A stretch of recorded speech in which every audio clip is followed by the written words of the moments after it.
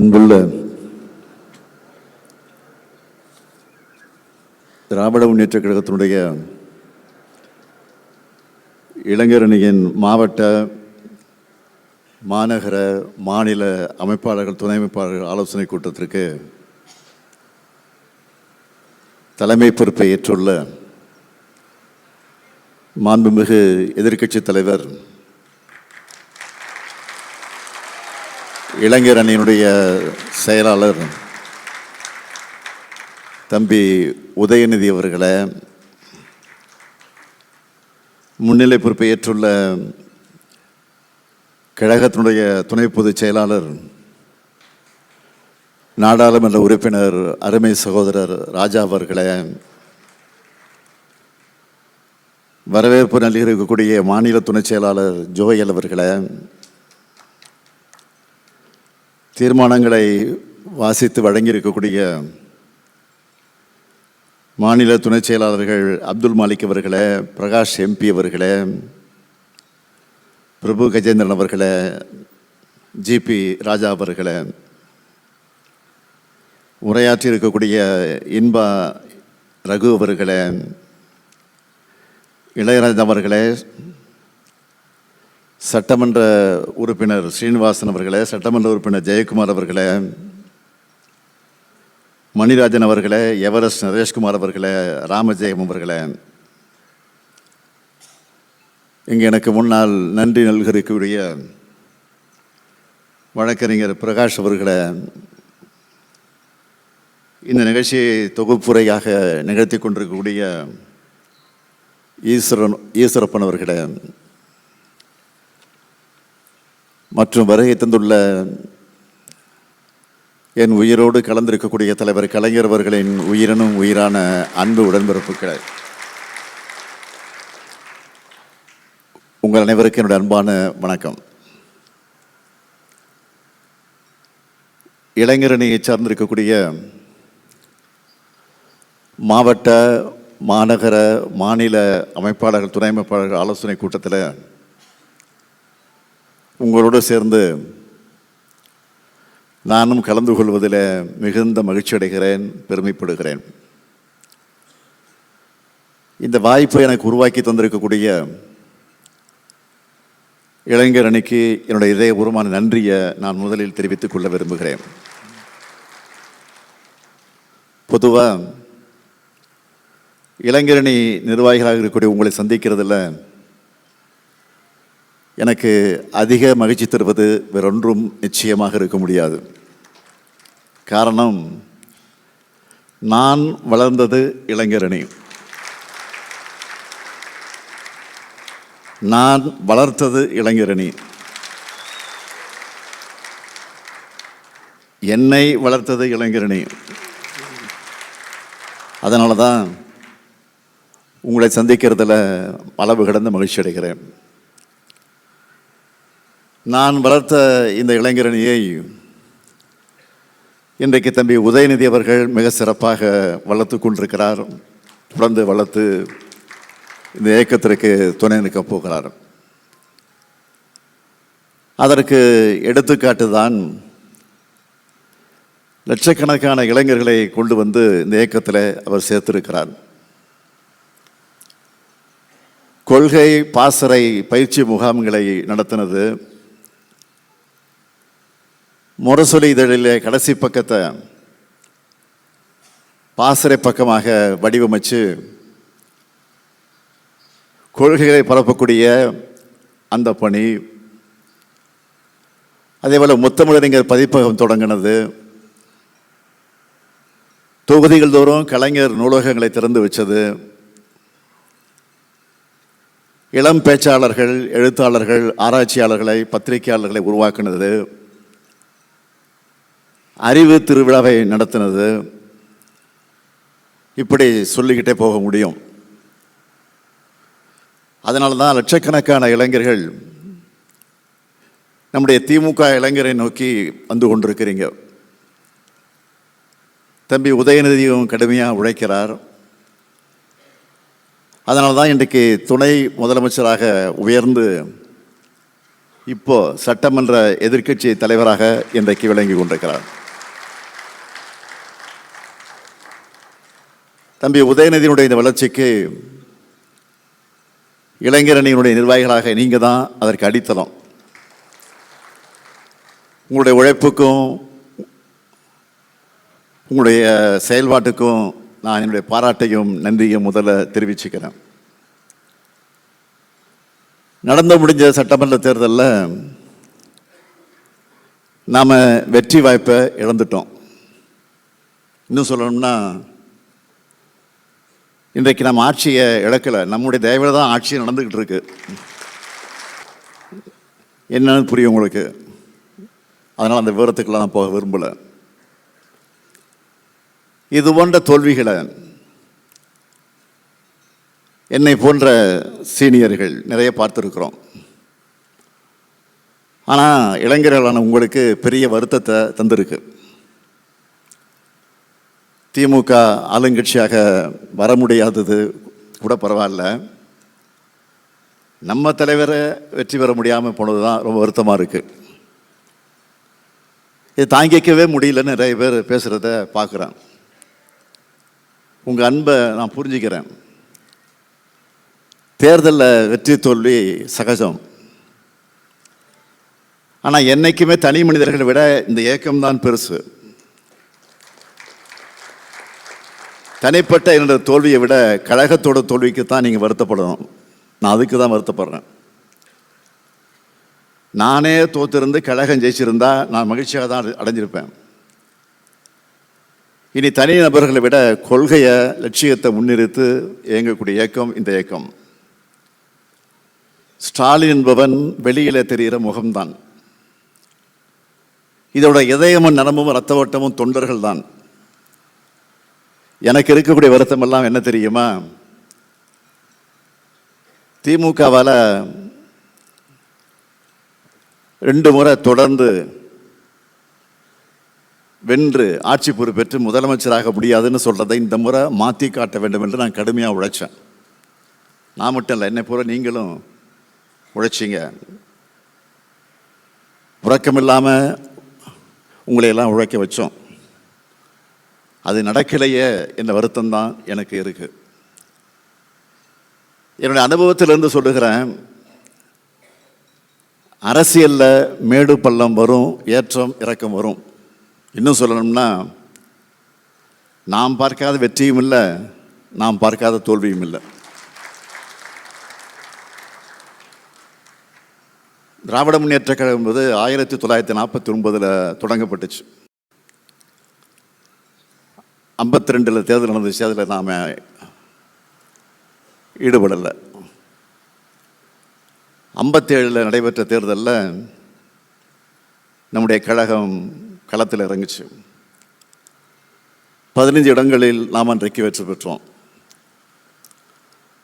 அதற்கு பிறகு 62 நடைபெற்ற பொது தேர்தலில், சட்டமன்ற தேர்தலில் 50 இடத்திற்கு மேல் வெற்றி பெற்று எதிர்க்கட்சியாக சட்டமன்றத்தில் போய் உட்கார்ந்தோம். அதற்கு பிறகு 67 அண்ணா தலைமையில் ஆட்சி பொறுப்பேற்றோம். ஆட்சி பொறுப்பேற்ற அண்ணா அவர்கள் ஓராண்டு காலம்தான் நம்மிடத்தில் வாழ்ந்தார். ஒரு கடுமையான நோய்க்கு ஆளாக்கப்பட்டு அதன் காரணமாக அவர் நம்மை எல்லாம் விட்டு பிரிந்தார், மறைந்தார். அதற்கு பின்னால் அவருடைய தம்பி நம்முடைய தலைவர் கலைஞர் அவர்கள் அந்த ஆட்சி பொறுப்பை ஏற்று வழிநடத்தினார். 71ஆம் ஆண்டு நடைபெற்ற தேர்தலில் மிகப்பெரிய வெற்றியை பெற்றோம். 184 இடங்களில் திராவிட முன்னேற்ற கழகம் அன்றைக்கு வெற்றி பெற்றது. அதற்கு பிறகு 75 இந்தியாவிலே நெருக்கடி நிலை அமுல்படுத்தப்பட்டது. அதற்கு பிறகு அந்த நெருக்கடியை திராவிட முன்னேற்ற கழகம் ஆட்சி பொறுப்பிலிருந்து எதிர்த்த காரணத்தால் நம்ம ஆட்சியை கலைச்சாங்க. கலைச்சதற்கு பிறகு என்னென்ன கொடுமைகள் நடந்துச்சு உங்களுக்கு தெரியும். மிசா சட்டம் பாஞ்சிச்சு. அந்த மிசாவில் எத்தனை பேர் கைதானார்கள், எத்தனை பேர் இறந்தார்கள் என்பதெல்லாம் வரலாறு, உங்களுக்கு நான் சொல்ல வேண்டிய அவசியம் இல்லை. அதற்கு பிறகு 13 ஆண்டு காலம் நாம் ஆட்சிக்கு வர முடியல. 13 வருஷத்துக்கு பிறகு 89 நடைபெற்ற தேர்தலில் வெற்றி பெற்றோம், ஆட்சிக்கு வந்தோம். மிகப்பெரிய வெற்றி பெற்று ஆட்சிக்கு வரோம். ஆனால் 2 வருஷம்தான் 91 நம்ம ஆட்சியை கலைச்சாங்க. என்ன காரணம் சொல்லி ஆட்சியை கலைச்சாங்க? இலங்கையில் இருக்கக்கூடிய தமிழர்களுக்கு திமுக துணை நிற்குது, ஆதரவு தருது என்ற பழியை சொல்லி அதற்காக ஒரு காரணத்தை கண்டுபிடித்து நம்முடைய ஆட்சியை கவிழ்த்தாங்க. அதற்கு பிறகு தேர்தல் தோல்வி தோல்வி தோல்வி. அப்போ 91 நடைபெற்ற தேர்தலில் 2 இடங்களில் தான், துறைமுகம், எழும்பூர். தலைவர் கலைஞர் துறைமுகத்தில் வெற்றி பெறுகிறார், எழும்பூரில் பரிதி இளமெழுதி வெற்றி பெறுகிறார். 2 இடத்துல வெற்றி பெற்றோம். அப்போ நம்ம தோண்டவை மூளையில் முடங்கி விட்டோமா? இல்லை. 96 நடைபெற்ற தேர்தலை மாபெரும் வெற்றி பெற்று ஆட்சிக்கு வருகிறோம். அப்போ ஆளுங்கட்சியாக இருந்த அதிமுக எத்தனை இடம் இருந்தோமா? 4 இடம்தான். ஆக நாம் அப்போ தான் மீண்டு எழுகிறோம். இந்த தேர்தல் முடிவுக்கு பிறகு நிறைய பேர் நிறைய காரணங்களை எல்லாம் சொல்லி கொண்டிருக்கிறாங்க. சிலர் உண்மையான காரணங்களை சொல்கிறாங்க. பலர் நம்மை குற்ற உணர்ச்சிக்கு ஆளாக்க நினைக்கிறாங்க. நம்ம பக்கம் சிலவற்றை கவனிக்காமல் விட்டுருக்கலாம், சில பிழைகள் நாம தெரியாமல் செஞ்சுருக்கலாம். ஆனால் ஓப்பனாக சொல்லணும்னா அதனாலலாம் நாம் தோக்கலை. குழந்தைகள் புதுசாக ஒரு பொம்மையை பார்த்தா அது வேணும்னு விரும்புவாங்க. ஆனால் 2 நாளில் அவங்களுக்கு அது போர் அடிச்சிடும், தூக்கி போட்டுருவாங்க. அப்படித்தான் தங்களுக்கு பிடித்த நடிகர் ஒருத்தர் கட்சி ஆரம்பித்ததுனால ஒரு ஆர்வத்தில் வாக்களிச்சிருக்கிறாங்க. கொஞ்ச நாள்லேயே இந்த பொம்மை மேலே அவங்களுக்கு இன்ட்ரெஸ்ட் போயிடும். குழந்தை அம்மாவை தேடுற மாதிரி நம்மளைத்தான் நம் மக்கள் ஏக்கத்தோடு தேடுவாங்க. நான் ரொம்ப பணிவோடு சொல்கிறேன், கடந்த 50 ஆண்டுகளில் தமிழ்நாடு பார்த்துருக்கக்கூடிய கடந்த 5 வருஷ ஆட்சி தான் மிக சிறப்பான ஆட்சி. இதை சொல்கிறதுல எனக்கு எந்த தயக்கமும் இல்லை. இப்படி சொல்கிறதுனால நம்முடைய முன்னோர்களை விட நான் பெரியவன்னு சொல்ல வரல. அவங்களுடைய ஆட்சிகளிலிருந்து கற்றுக்கிட்ட பாடங்களை தான் அதை விட சிறப்பான ஆட்சியை நாம் கொடுத்துருக்கோம். நாம் முடித்து வச்சிருக்கக்கூடிய பணிகள், பாதியிலே நிற்கக்கூடிய பணிகள்லாம் திறந்து வச்சுட்டு இருந்தால அடுத்த 5 வருஷத்துக்கு ஏதோ ஒரு திட்டப்பணியை புதிய ஆட்சியாக திறந்து வச்சுக்கிட்டே இருக்கலாம். அவ்வளோ பணிகள் மிச்சம் இருக்குது. அதனால் நீங்கள் யாரும் கில்ட்டியாக ஃபீல் பண்ணாதீங்க, கவலைப்படாதீங்க. நமக்கு தரப்பட்ட வேலையை நாம் சிறப்பாக செஞ்சுருக்கிறோம். போக போக மக்களும் அதை ரியலைஸ் பண்ணுவாங்க. நிழலின் அருமை வெயிலில் தெரியாமல் போகலாம். இப்போ நடந்திருக்கக்கூடிய தேர்தல் அரசியல் சுனாமி அல்ல, அது சினிமா சுனாமி தான். சினிமா கவர்ச்சியை முதலீடாக்கி மக்களை மயக்கி வாக்குகளை வாங்கியிருக்கிறாங்க. அதுக்குன்னு எல்லா மக்களையுமே மயக்கிட்டாங்க இல்லை. பெரும்பான்மைக்கு தேவையான 110 இடங்களில் கூட அவங்க வெற்றி பெற முடியல. ஆக பெரும்பாலான மக்கள் தெளிவாக இருக்காங்க. கணக்கு போட்டு பாருங்கள், அந்த கட்சி நடிகர் கட்சி எவ்வளோ வந்திருக்கு? 107. இப்போ நம்ம தயவில் அவங்க ஆட்சி நடக்குது. தொடக்கத்தில் சொன்னேன், சிபிஎம் 2, சிபிஐ 2, விசிகே 2, இந்திய முஸ்லீம் லீக் 2, எவ்வளாச்சு? 8. அப்புறம் 5.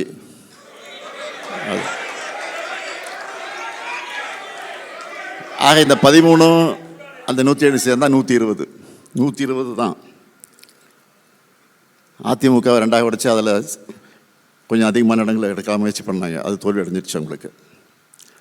அதனால் என்றைக்கும் முதல் மேலே புண்ணியெல்லாம் நிற்கிறாங்க. என்றைக்காவது எந்த நாளாவது விரைவில் அதை கவிழத்தான் போகுது, அதில் எந்த சந்தேகம் இல்லை.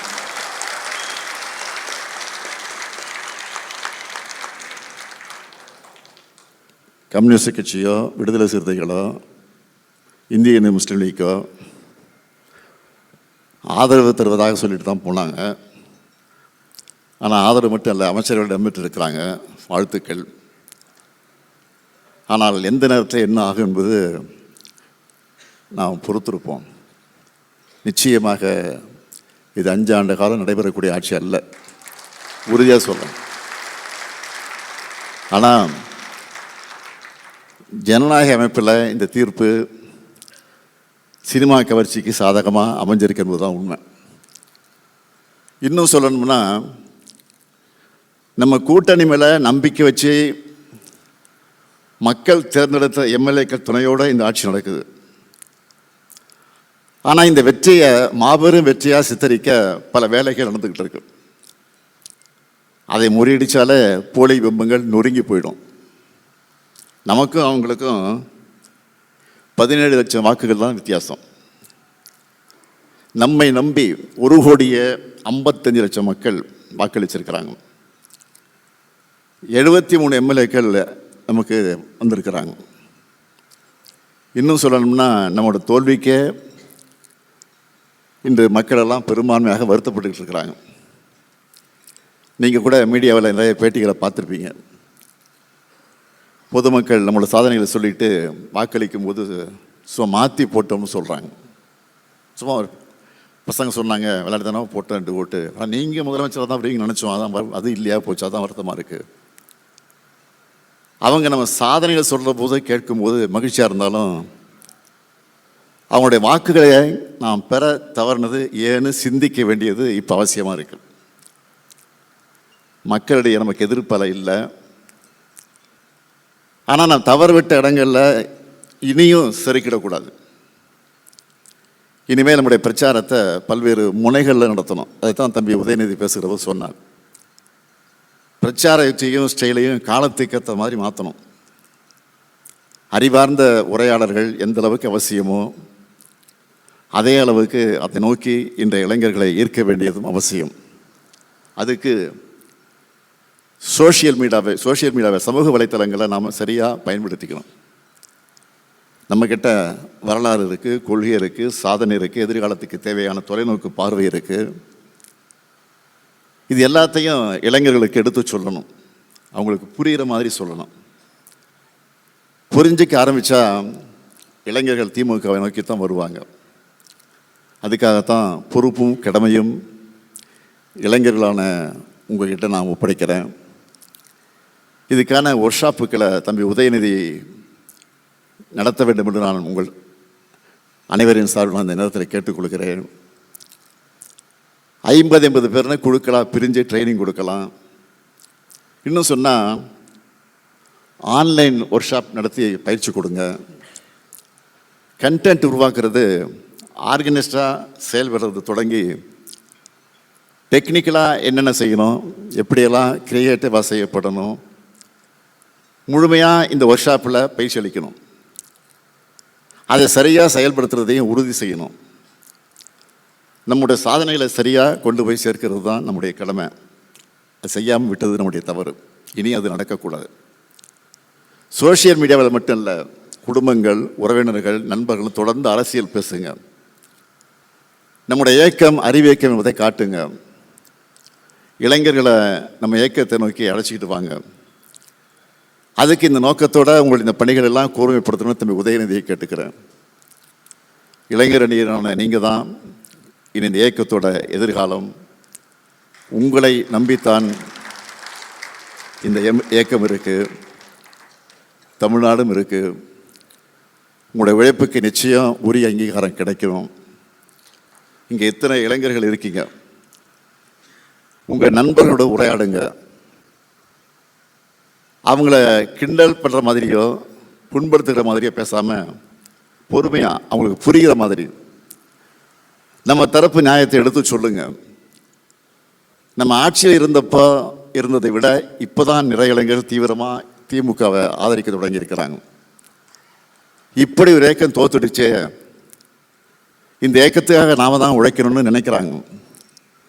சோஷியல் மீடியாவில் நாங்கள் உழைக்க தயாராக இருக்கிறோம், எங்களை பயன்படுத்திக்கணும்னு சொல்லி என்னை மென்ஷன் பண்ணி நிறைய பேர் பதிவுகளை போட்டுட்டு வராங்க. அடுத்த 50 ஆண்டுகள் இந்த இயக்கத்தை இயக்க போகிறது உங்களை போன்ற இளைஞர்கள் தான். இனி உங்கள் காலம்தான். ஒரு வீழ்ச்சியை சந்திச்சிருக்கிறோம், இது தற்காலிகமானது தான். இதை வீழ்ச்சியாக பார்க்காம திமுக விழுந்தா எவ்வளோ சீக்கிரம் எழுந்திருக்கும்னு நம்ம எதிரிகளுக்கு புரிய வைக்கிற மாதிரி ஒரு வாய்ப்பை கொடுத்துருக்குறாங்க. மீண்டும் வெல்வோம். கழகத்தை வளர்த்து நீங்களும் உயர என்னுடைய வாழ்த்துக்களை தெரிவித்து விடைபெறுகிறேன். நன்றி, வணக்கம்.